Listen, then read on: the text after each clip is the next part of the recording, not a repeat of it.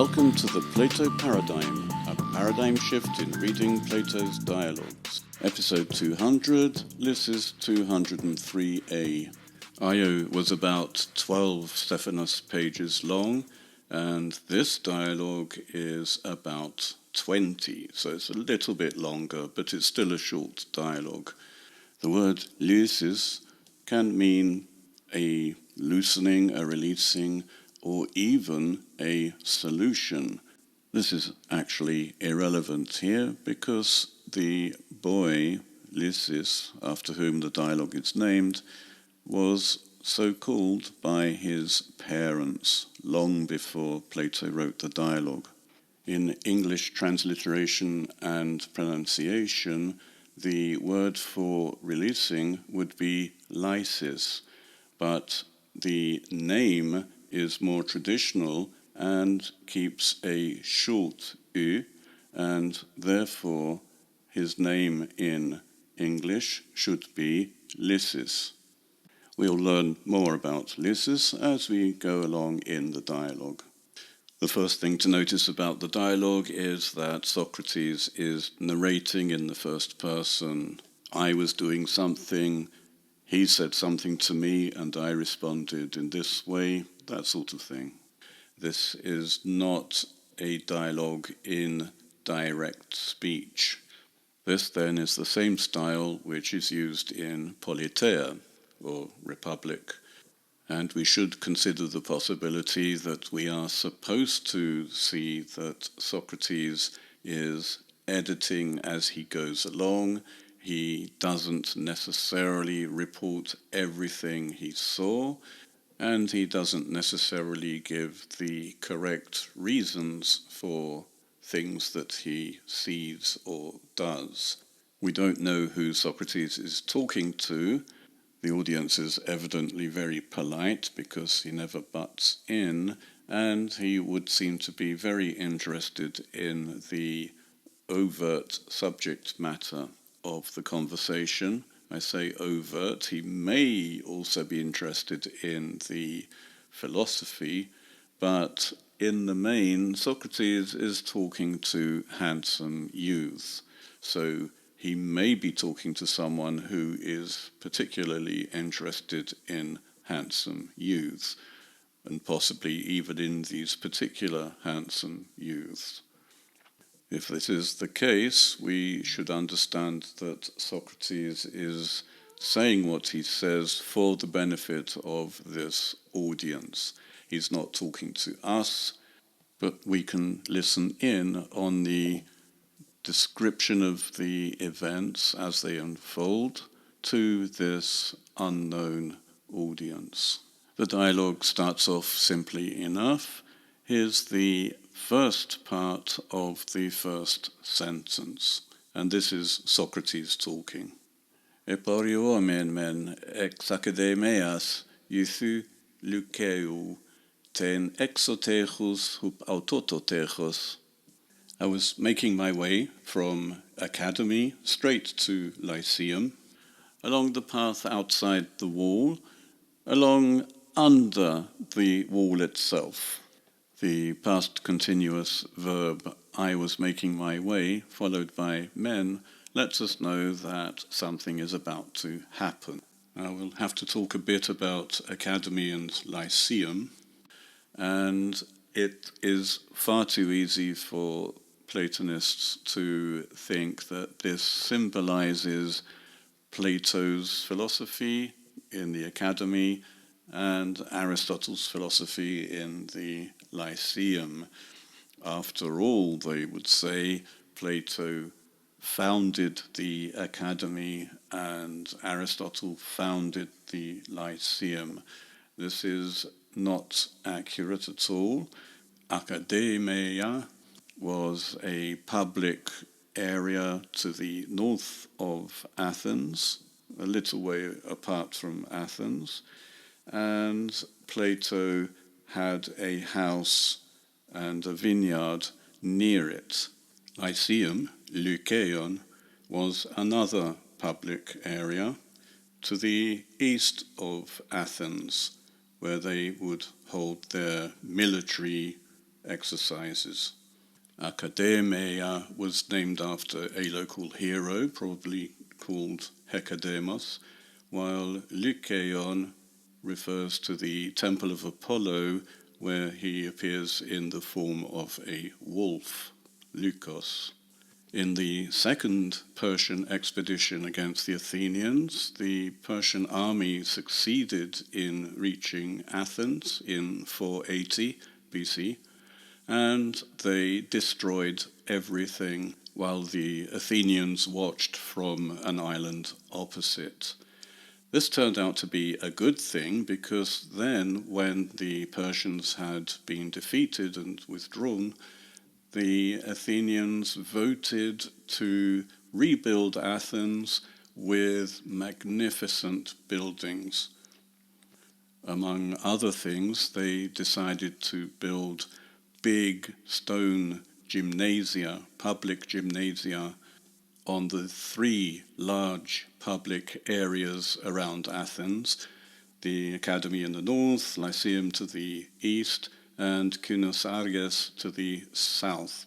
And we don't want to talk about that one. It's not that important for Greek philosophy, although later on sophists did go there. The public gymnasia were set up primarily to train youths before army service.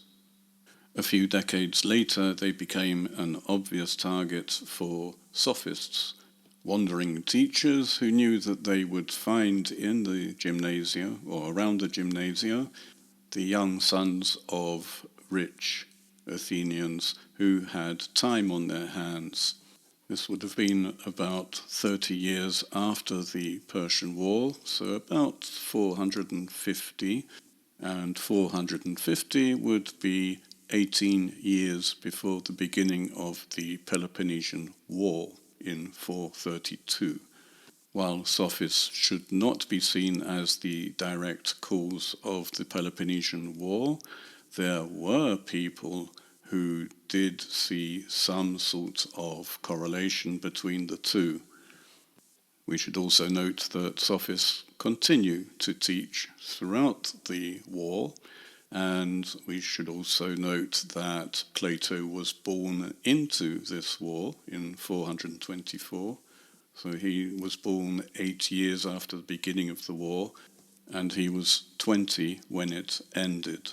The setting for this dialogue has been dated to around 409, which would mean that Plato himself at the time of this dramatic date would have been 15, the age group of the first set of boys Socrates meets. They are about 2 or 3 years older than the second set of boys Socrates talks to, who include Lysis. I'm in no way suggesting that Plato is writing down an accurate historical account of a conversation which actually took place. There may be some points of detail which are true. Do they really matter? Probably not, although they might give the contemporary readers of Plato at that time some reason to believe that the conversation was true. In beginning an analysis of a dialogue, however, we try to keep speculation down to a minimum. Socrates would have been about 60 years old, 10 years before his death in 399. So we have here a 60-year-old man walking from Academy to Lyceum. He doesn't say why. Socrates says that he's going straight to Lyceum, and what he means by this is that he takes the road from Academy to Athens, but instead of going straight down to the Dippelon Gate, which would take him into Athens, he turns off, that would be to his left, and walks towards the northern side of the city walls, and then turns left again along the wall, and then turns right to the eastern side of the walls of Athens, and that's where Lyceum begins. When Socrates says that he went straight to Lyceum, he means he cut out the city. He's just walking around the city wall rather than taking a route through the agora and then out the gate on the eastern side of the city.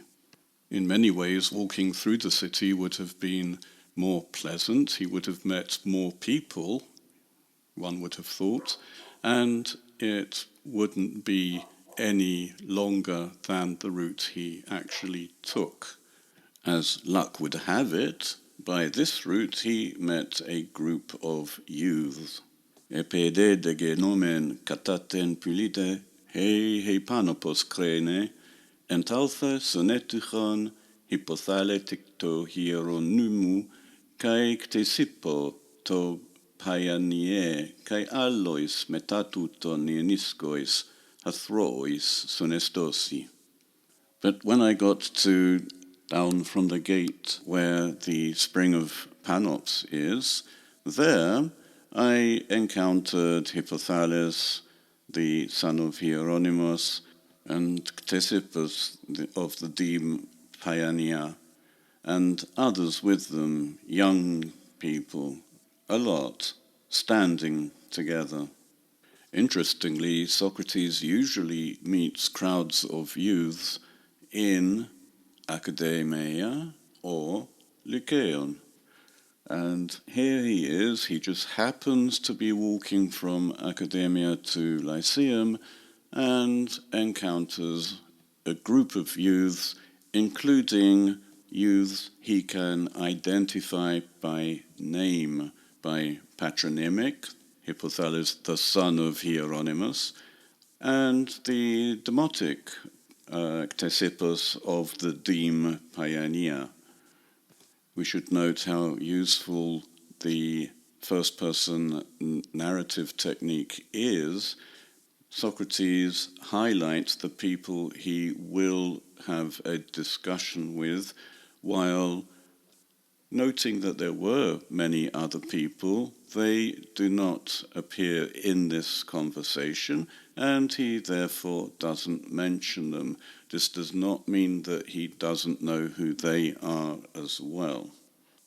We may note that there is a gate in the city wall, and down from that gate is the spring of Panops. We don't know where this spring of Panops was. We don't know if there really was one. I presume there was. There's no reason to lie about this. At least it would seem to be a place which he thinks his audience would be familiar with.